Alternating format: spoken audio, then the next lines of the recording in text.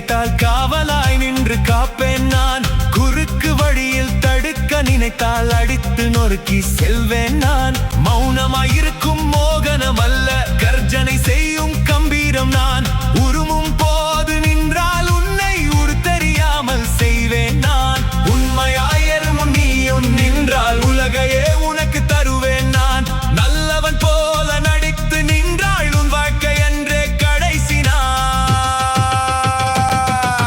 தீயில் என்னை எரித்து மகிழ்ந்தாள்,